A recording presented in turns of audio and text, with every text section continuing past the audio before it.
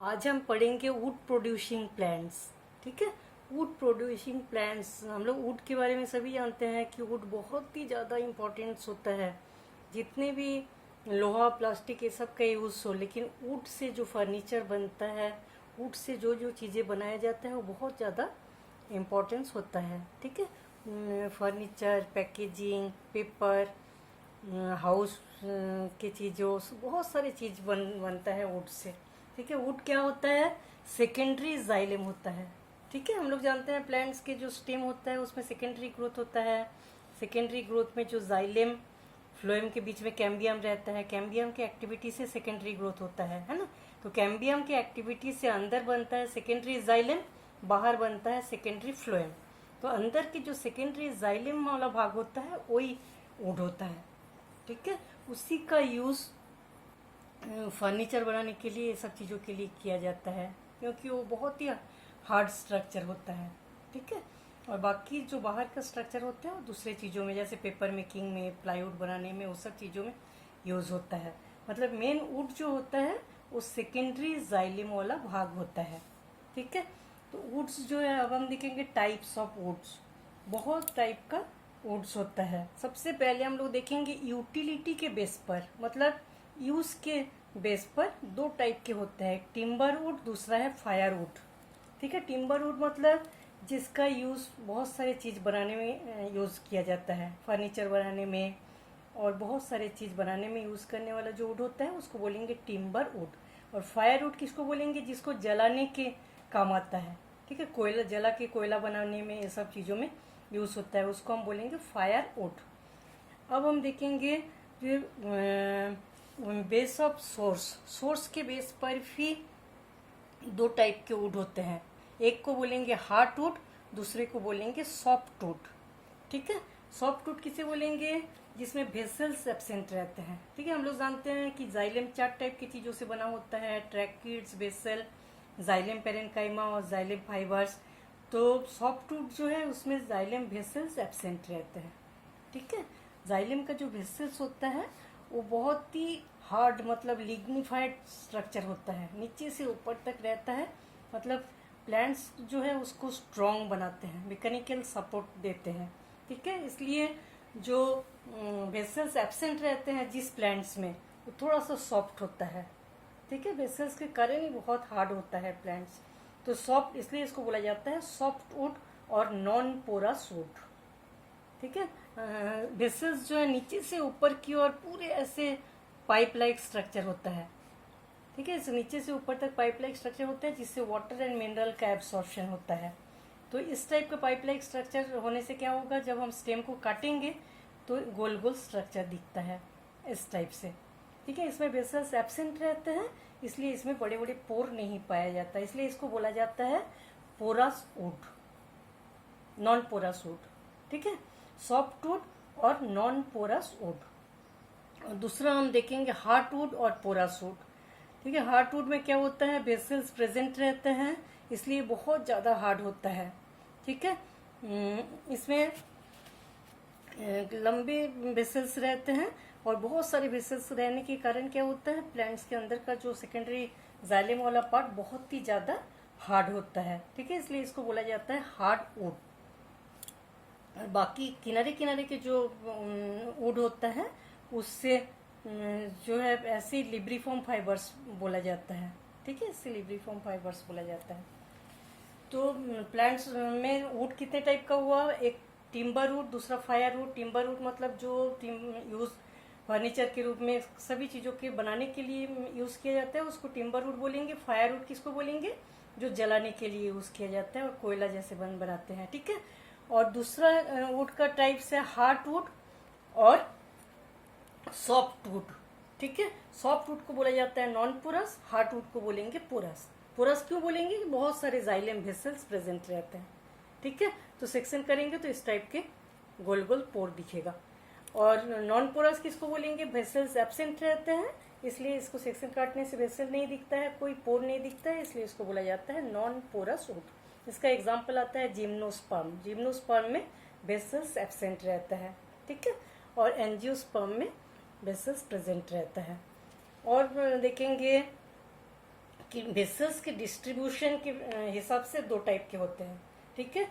हम लोग जानते हैं कि सभी एंजियोस्पर्म में वेसल्स प्रेजेंट रहते हैं। वेसल किस टाइप से प्रेजेंट रहते हैं उसके बेस पर दो टाइप का होता है, एक है रिंग पोरा सूट, दूसरा डिफ्यूज पोरा सूट। रिंग पोरा सूट में क्या होता है कि वेसल्स प्रेजेंट रहते हैं लेकिन अनइक्वल साइज का होता है, ठीक है। कोई वेसल्स छोटा होता है, कोई वेसल्स बड़ा होता है, इस टाइप का स्ट्रक्चर होता है। अनइक्वल साइज के बहुत सारे वेसल्स पाया जाता है लेकिन रिंग में प्रेजेंट रहते हैं। बहुत सारे अनइक्वल साइज के वेसल्स लेकिन रिंग में प्रेजेंट रहते हैं, ठीक है। तो इसको हम बोलेंगे रिंग पोरस ओट। ओक, वेरिकस, फ्रैक्सिनस, एलम, हिकोरी, ये सब प्लांट्स में देखा जाता है रिंग पोरस ओट। और दूसरा है डिफ्यूज पोरस ओट। डिफ्यूज पोरस ओट में क्या होता है, वेसल्स जो है इक्वल साइज का होता है, हर वेसल्स का साइज सेम टाइप का होता है लेकिन इसका डिस्ट्रीब्यूशन जो है इरेगुलर कहीं भी है, ठीक है। ये जैसे रिंग में एक ही टाइप के रिंग में अरेंज रहता है, इसमें कुछ कहीं भी अनइक्वल डिस्ट्रीब्यूशन है, कहीं भी वेसल प्रेजेंट रहता है लेकिन हर वेसल्स का साइज जो है सेम होता है, ठीक है। तो इसका एग्जांपल होता है एसर, बेटुला, वॉलनट, इस सब प्लांट्स में देखा जाता है डिफ्यूज पोरस टाइप का वुड पाया जाता है, ठीक है। अब हम देखेंगे और दो कैटेगरी है फिजियोलॉजिकल एक्टिविटी के बेस पर, ठीक है। फिजियोलॉजिकल एक्टिविटी के बेस पर दो टाइप के वुड पाया जाता है, एक हार्ट वुड, दूसरा सैप वुड।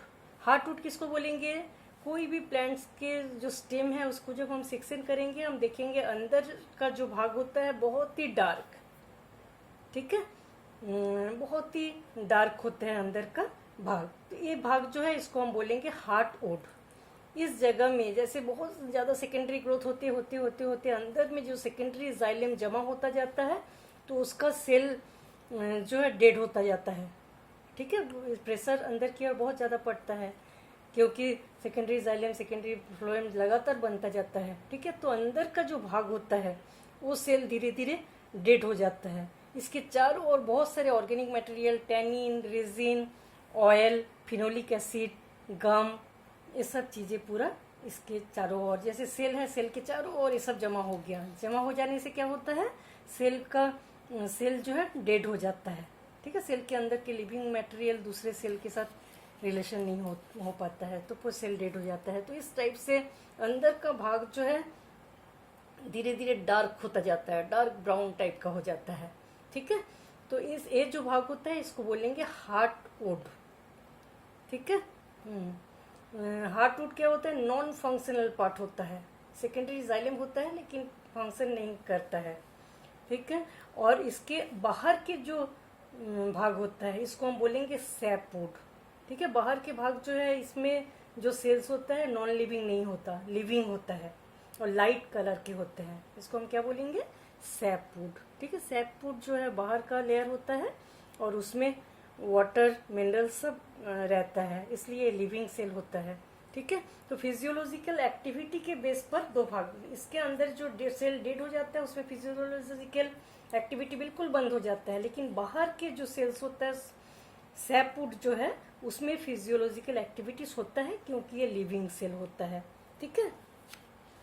और एक कैटेगरी है वुड, मतलब एक्टिव कैम्बियम की एक्टिविटी के बेस पर टू टाइप का होता है। इसके अंदर जाइलम फ्लोएम के बीच में जो कैम्बियम पाया जाता है उसकी एक्टिविटी के बेस पर दो टाइप के होता है, एक को बोलेंगे अर्ली वुड, दूसरे को बोलेंगे लेट वुड, ठीक है। अर्ली वुड को स्प्रिंग वुड भी बोला जाता है और लेट वुड जो है उसको ऑटम वुड भी बोलते हैं। तो स्प्रिंग वुड में क्या होता है, जैसे हम लोग जानते हैं कि सेकेंडरी ग्रोथ लगातार होता रहता है और सेकेंडरी ग्रोथ जो है एक स्टेम के अंदर साल में 2 बार ग्रोथ रिंग बनता है, ठीक है। कैम्बियम की एक्टिविटी से 2 बार 2 ग्रोथ रिंग बनता है। एक है स्प्रिंग सीजन में क्या होता है, फिजियोलॉजिकल एक्टिविटीज बहुत अच्छे से होता है, मतलब वाटर, मिनरल्स, फूड मटेरियल बहुत अच्छे से बनता है और एक्टिविटी बहुत अच्छे से होता है, इसलिए मोटा कैम्बियम का रिंग बनता है, ठीक है। और ऑटम सीजन में क्या होता है कि कैम्बियम की एक्टिविटी बहुत स्लो होता है, कैम्बियम का एक्टिविटी बहुत स्लो होता है, इसलिए पतला एक कैम्बियम का रिंग बनता है। तो साल में 2 बार, एक बार स्प्रिंग सीजन में बहुत अच्छा कैम्बियम का रिंग मोटा बनता है, और ऑटम जो सीजन जो होता है उसमें बहुत पतला बनता है। ठीक है, ये क्यों होता है? क्योंकि जो फ्लोएम है, हम लोग जानते हैं फ्लोएम जो है सिप ट्यूब कॉम्पेनियन सेल का बना होता है। जो सिप ट्यूब है उसमें इस टाइप के सिप पोर पाया जाता है। ठीक है, ऐसे रेक्टेंगल सेल होता है और सिप पोर पाया जाता है। ठीक है, तो स्प्रिंग सीजन में क्या होता है, इसमें सिप पोर जो है बहुत क्लियर रहता है। और ऑटम सीजन में इसलिए कैम्बियम एक्टिविटी बहुत अच्छे से होता है, क्योंकि जो फोटोसिंथेसिस से फूड मटेरियल बनाते हैं यहाँ से बहुत अच्छे से आना जाना करते हैं। ठीक है, पूरा ट्रांसपोर्टेशन जो है बहुत अच्छे से होता है, इसलिए कैम्बियम का एक्टिविटी भी बहुत अच्छे से होता है। ठीक है, और ऑटम सीजन में क्या होता है, ये जो सिप पोर है इसके ऊपर कैलोस कार्बोहाइड्रेट का लेयर जम जाता है। कार्बोहाइड्रेट का लेयर बन जाता है जिसको हम बोलेंगे कैलोस। तो ये कार्बोहाइड्रेट लेयर बन जाने से क्या होता है, ये जो छोटे छोटे पोर रहते हैं वो बंद हो जाता है। पोर बंद हो जाने से जो फूड मटेरियल फोटोसिंथेसिस से बनता है वो पूरे प्लांट्स में ठीक से जा नहीं पाता है। ठीक है, इसलिए एक्टिविटी बहुत कम हो जाता है, फिजियोलॉजिकल एक्टिविटी। और कैम्बियम के एक्टिविटी से जो ग्रोथ रिंग बनता है वो बहुत धीरे धीरे बनता है, तो पतला होता है। ठीक है, 2 टाइप के रिंग, एक मोटा रिंग बनता है स्प्रिंग सीजन का, और एक पतला रिंग ऑटम सीजन का। साल में 2 रिंग बनता है, इसको बोला जाता है ग्रोथ रिंग और एनुअल रिंग। ठीक है, इस टाइप के जो प्लांट्स, इससे क्या होता है, कोई भी प्लांट्स को जब हम सेक्शन करेंगे हमको पता चल जाएगा कि ये कितने साल का है, क्योंकि एक एक साल में 2 रिंग बनता है, उसको गिन के पता चलता है। ठीक है, तो इसका जो स्टडी होता है इसको बोला जाता है डेंड्रोक्रोनोलॉजी। डेंड्रोक्रोनोलॉजी जो है उसमें हम लोग ये सब पढ़ते हैं कि किस टाइप से हम पता कर सकते हैं कि प्लांट्स का एज कितना है। ठीक है, हो गया। अब हम देखेंगे इसका फिजियोलॉजिकल कैरेक्टर के बेस पर 2 भाग में हो गया। अब फिजिकली और केमिकल प्रॉपर्टीज के बारे में पढ़ेंगे। ठीक है, फिजिकल प्रॉपर्टीज वुड क्या होता है, बहुत फ्लेक्सिबल होता है और बहुत ज़्यादा मतलब स्ट्रांग होता है। हम लोग जानते हैं कि बहुत ज़्यादा जैसे तूफान टाइप का भी आता है तो प्लांट्स ऐसे मुड़ जाता है फिर सीधा हो जाता है। ठीक है, मतलब फ्लेक्सिबल होता है ये, और बहुत ही ज़्यादा हार्ड होता है, बहुत काम आता है, लाइट होता है, हाई कॉम्प्रेसिव स्ट्रेंथ होता है, लो टेंसाइल स्ट्रेंथ होता है इसमें, और हीट इंसुलेटर होता है, गुड हीट इंसुलेटर। ठीक है, साउंड इंसुलेटर भी होता है वुड। यह है फिजिकल प्रॉपर्टीज। केमिकल प्रॉपर्टीज में क्या होता है, वुड जो है cellulose, lignin, hemicellulose, tannin, phenolic acid, oil, gum, resin, ऐसा बहुत सारे चीज से बना होता है। ठीक है, इसमें सेलुलोज रहता है 45 से 70% तक, लिग्निन रहता है 30 से 35 तक, हेमीसेलुलोज 15 से 30% तक रहता है, tannin, phenolic substance, oil, gum, resin, बहुत सारे चीज़ों वुड में पाया जाता है। ठीक है, सेलुलोज जो है फाइबर लाइक स्ट्रक्चर होता है, और लिग्निन जो है एडेसिव है, मतलब दोनों को, सेलुलोज एंड लिग्निन दोनों एक दूसरे को हेल्प करते हैं स्ट्रॉन्ग बनाने में। ठीक है, प्लांट्स को। ये था केमिकल प्रॉपर्टीज। अब हम देखेंगे सीजनिंग ऑफ वुड। सीजनिंग मतलब जैसे प्लांट्स रहता है उसका स्टेम को हम काटेंगे, काट के बहुत सारी चीज़ बनाने के लिए यूज़ किया जाता है, तो इसमें पानी बहुत ज़्यादा रहता है। ठीक है, 40 से 80% तक वाटर की मात्रा रहता है। तो वाटर रहने से क्या होता है, कोई भी चीज़ हम बनाएंगे वो सड़ सकता है या वो टेढ़ा हो जाता है। ठीक है, मतलब अच्छे से कोई फर्नीचर बना नहीं सकते हैं, वो खराब होने का चांस रहता है।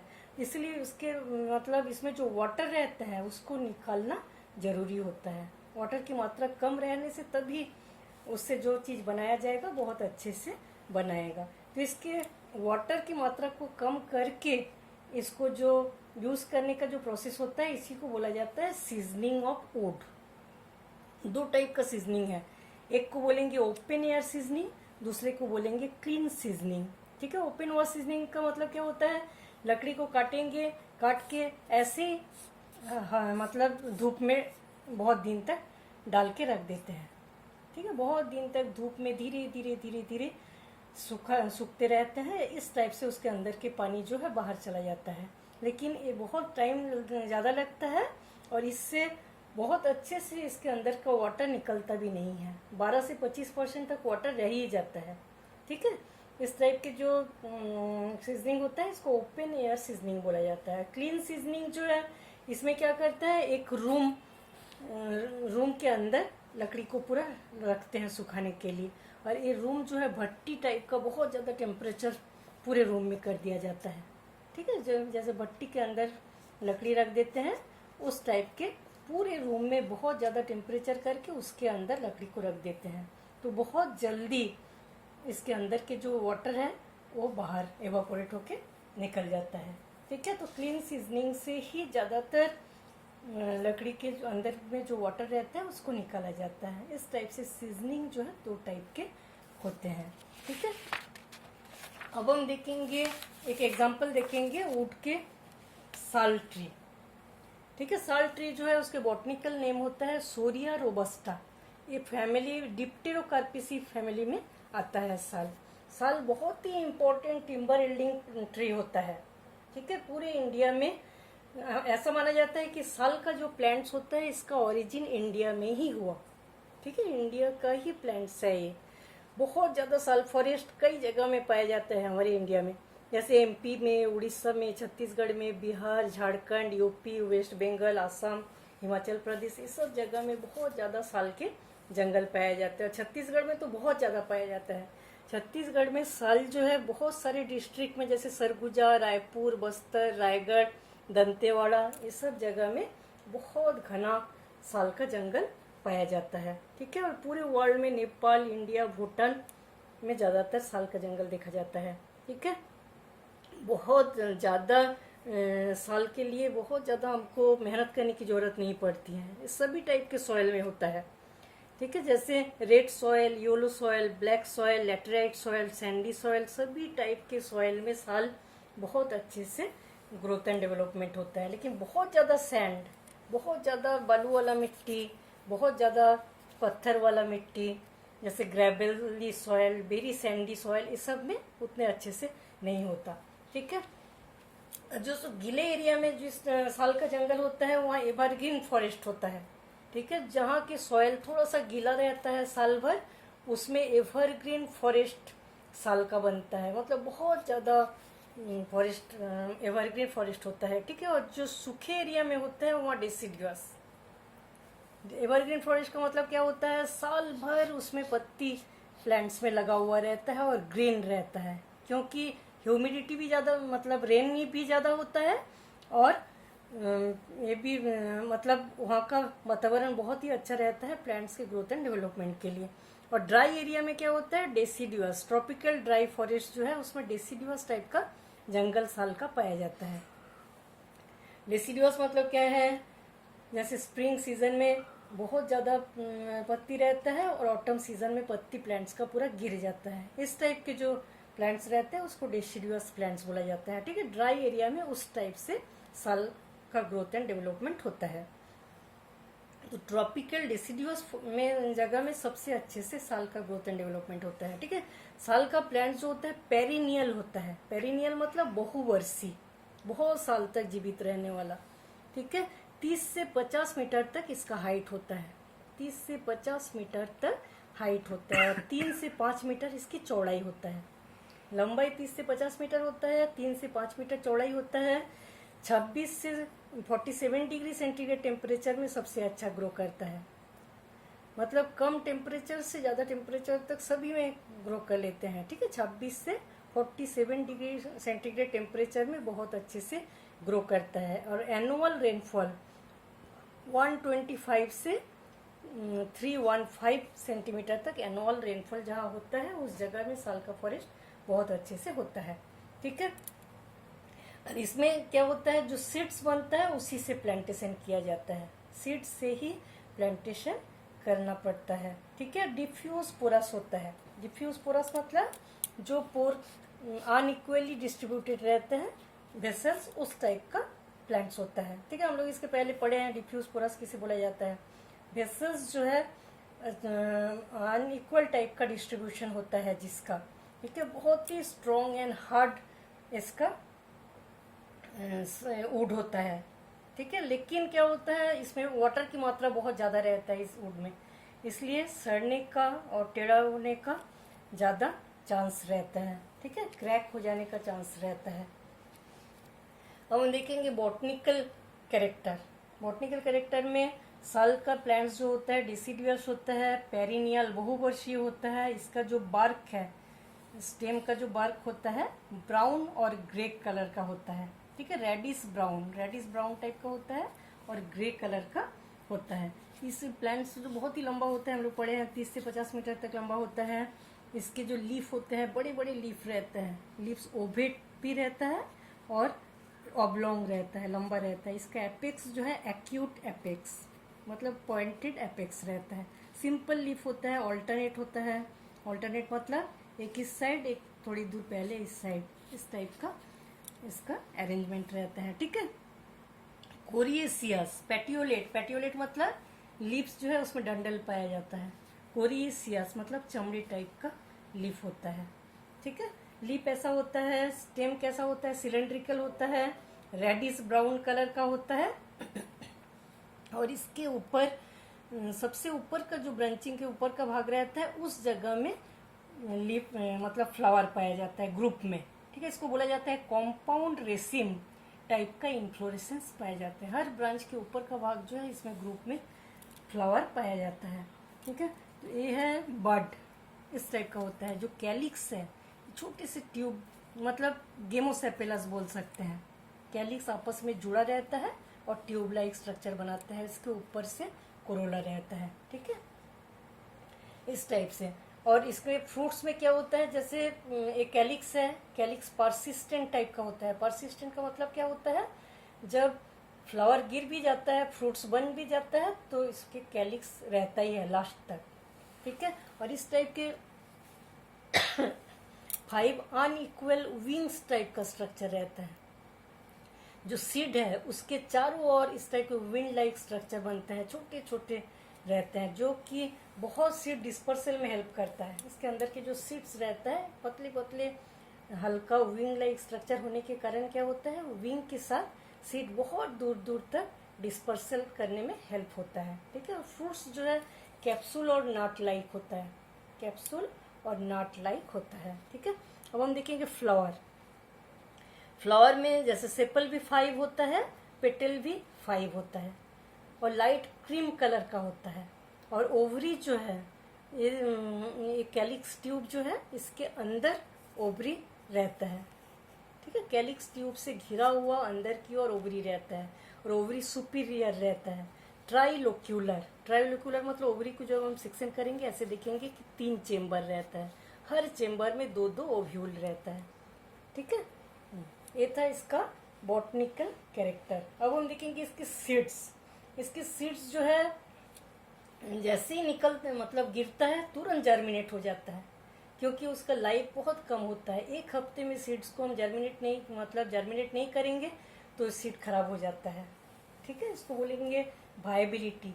इसकी वायबिलिटी ज़्यादा नहीं रहता, इसीलिए सीड्स को तुरंत जैसे प्लांट्स के नीचे से सीड गिरेगा हम लोग तुरंत उस सीड्स को निकाल लेना पड़ता है। ठीक है, निकाल लेने के बाद तुरंत उसको जर्मिनेट करना पड़ता है। जर्मिनेट करने के लिए यहाँ सॉइल में बहुत ज़्यादा कुछ करने की ज़रूरत नहीं पड़ती, क्योंकि सभी टाइप के सॉइल में साल का ट्री बहुत अच्छे से हो जाता है। फिर भी हम लोग क्या करते हैं, जो सॉइल रहता है उसमें गोबर, सड़ा हुआ गोबर, क्लोरोपाइरीफस का डस्ट, जो कि दीमक न लगे उस टाइम, इसलिए क्लोरोपाइरीफस डस्ट दिया जाता है जिससे दीमक न लगे।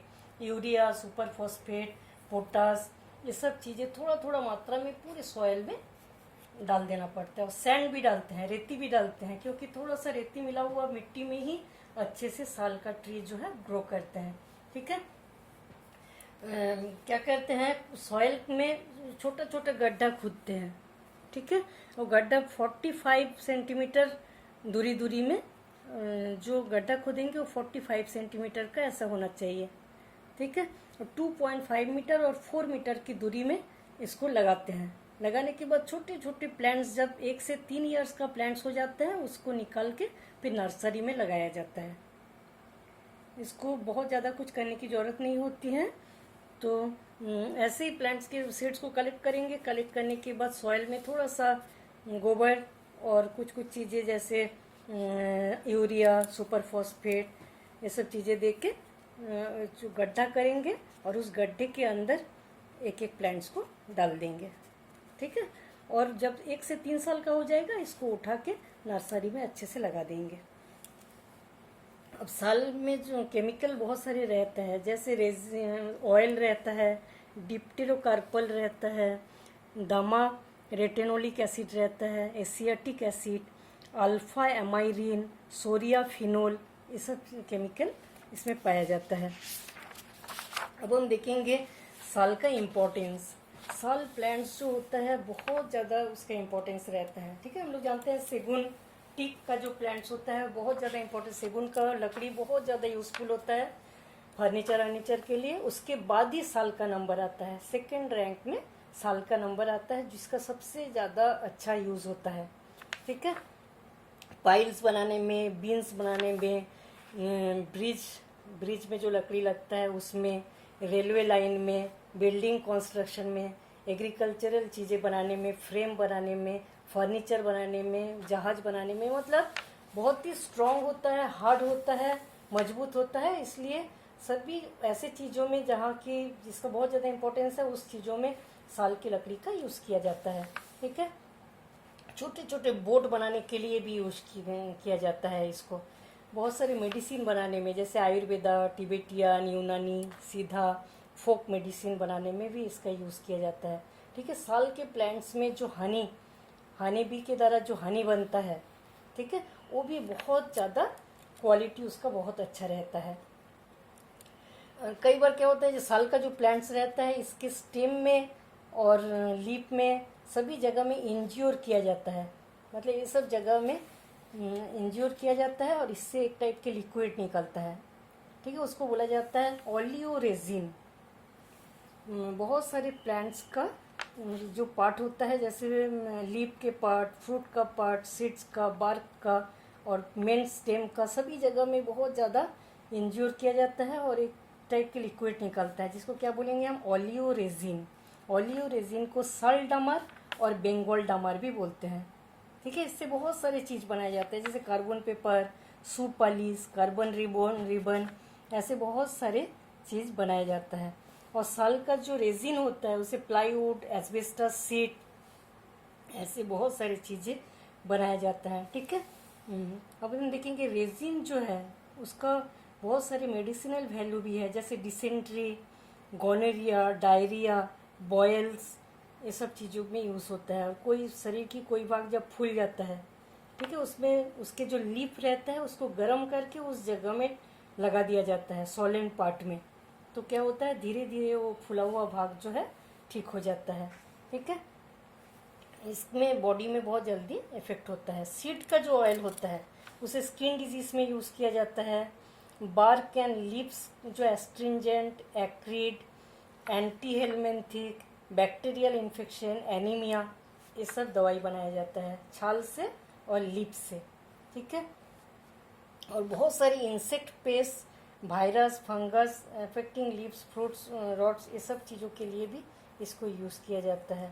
ठीक है, और हम लोग जानते हैं साल का जो पत्ती रहता है, कोई भी जो फेस्टिवल होता है, घर में बहुत सारे मेहमान आते हैं तो हम लोग पत्ती वाला जो प्लेट लाते हैं, वो पत्ती वाला जो प्लेट होता है वो साल के पत्ती का ही बना हुआ रहता है। ठीक है, छोटे छोटे बाउल, ऐसे प्लेट साल की पत्ती का वो सब यूज़ किया जाता है। और बीड़ी बनाने के लिए भी साल की पत्ती को यूज़ करते हैं। ठीक है, इस टाइप से वुड प्रोड्यूसिंग प्लांट एंड साल का प्लांट जो है वो कंप्लीट हो जाता है।